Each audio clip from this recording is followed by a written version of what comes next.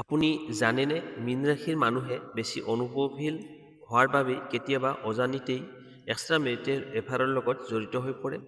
এইটো পাপ নে ভাগ্যৰ খেল? আজিৰ এই ভিডিঅ'ত শেষলৈকে চাওক, কিয়নো বহু গুৰুত্বপূৰ্ণ গোপন কথা আজি উন্মোচন হ'ব। নমস্কাৰ বন্ধু বান্ধৱীসকল, মই মধুনাথ আৰু আপোনালোকে চাই আছে মোৰ YouTube channel MG smart tips. আপোনালোকক স্বাগতম জনাইছোঁ। এই ভিডিঅ'টো কোনো ব্যক্তিক অপমান কৰাৰ উদ্দেশ্যে নহয়, এইটো মাত্ৰ জ্যোতিষভিত্তিক সম্ভাৱনা, সচেতনতা আৰু সমাধানৰ বাবে। এক্সট্ৰা মেৰিটেল এফেয়াৰ ভাল বা সমৰ্থনযোগ্য বুলি কোৱা নহয়। মীন ৰাশিৰ আপুনি যদি মীন ৰাশিৰ হয় তেন্তে এই ভিডিঅ'টো আপোনাৰ বাবে অত্যন্ত গুৰুত্বপূৰ্ণ, আৰু যদি আপোনাৰ জীৱনসংগী মীন ৰাশিৰ হয় তেন্তে এই ভিডিঅ'টো শেষলৈকে চাবই লাগিব। কাৰণ আজি ক'বলৈ যাওঁ, মীন ৰাশিৰ মানুহে কিয় ইচ্ছা নথকাৰ পাছতো এক্সট্ৰা মেৰিটেল এফেয়াৰৰ লগত জড়িত হৈ পৰে। এইটো চৰিত্ৰৰ দোষ নে ভাগ্য পৰীক্ষা? এই সন্দৰ্ভত এইটো কোনো ধৰ্ম, লিংগ বা ব্যক্তিক অপমান কৰাৰ উদ্দেশ্যেৰে বনোৱা হোৱা নাই। এইটো জ্যোতিষ বা মানসিক বিশ্লেষণ ভিত্তিক। উদ্দেশ্য সচেতনতা আৰু সংসাৰ ৰক্ষাৰ উপায়। এক্সট্ৰা মেৰিটেল এফেয়াৰ কেতিয়াও সমৰ্থনযোগ্য নহয়। মীন ৰাশি আত্মাৰ ৰাশি। মীন ৰাশি হৈছে জলতত্ত্বৰ শেষ ৰাশি। মীন ৰাশিৰ লোক সকলোৰে দুখ নিজৰ বুলি ভাবিলে সহজতে কান্দে, সহজতে গলি যায়। কোনোবাই অলপ মৰম দেখুৱালেই হৃদয় দি দিয়ে। বাস্তৱতকৈ সপোনৰ লগত বেছি এওঁলোকে সুখ অনুভৱ কৰে। এই স্বভাৱতেই তেওঁলোকক বেছি আঘাতপ্ৰাপ্ত কৰে। বিবাহৰ পাছত সমস্যা আৰম্ভ হয়।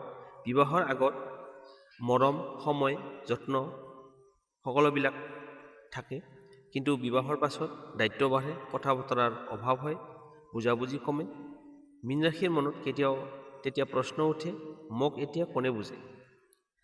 এক্সট্ৰা মেৰিটেল এট্ৰেকশ্যন কেনেকৈ আৰম্ভ হয়?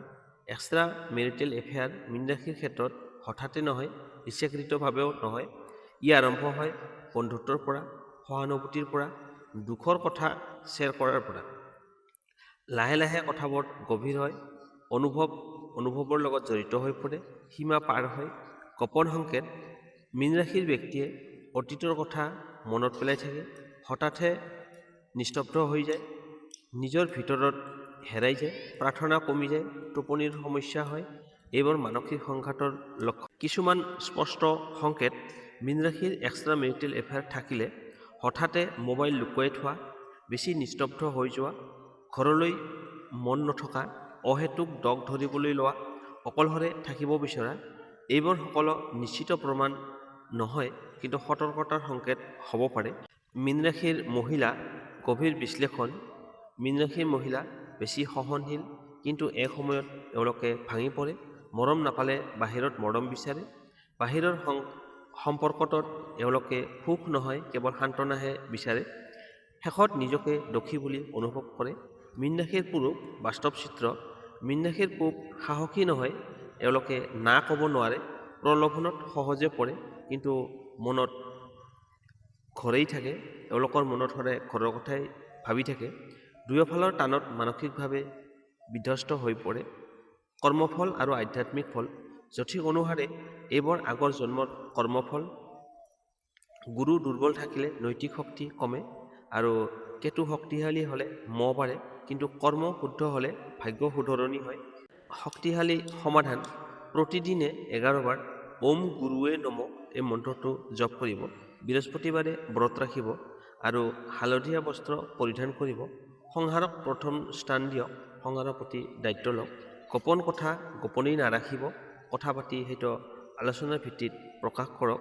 স্বামী স্ত্ৰী দুয়ো মিলি খোলাখুলিকৈ কথা পাতক, আৱেগিক সিদ্ধান্ত নল'ব। সংসাৰক প্ৰথম প্ৰাধান্য দিয়ক। আপুনি ওম গুৰুৱে নমৰ পৰিৱৰ্তে ওম নমঃ শিৱায় মন্ত্ৰটো জপ কৰিব পাৰে। মীন ৰাশি পাপী নহয়, এওঁলোক অত্যন্ত ভালপোৱা মানুহ। যদি তেওঁলোকক বুজা যায়, যদি তেওঁলোকক বুজি পোৱা হয়, তেওঁলোক কেতিয়াও বিশ্বাসঘাতকতা নহ'ব। ভিডিঅ'টো ভাল লাগিলে লাইক কৰক, চেনেলটো ছাবস্ক্ৰাইব কৰক, আৰু এনেধৰণৰ জ্যোতিষভিত্তিক ভিডিঅ' পাই থাকিবলৈ চেনেলটো ছাবস্ক্ৰাইব কৰিবলৈ নাপাহৰিব, আৰু আপোনাৰ মতামত কমেণ্ট বক্সত জনাওক। ধন্যবাদ।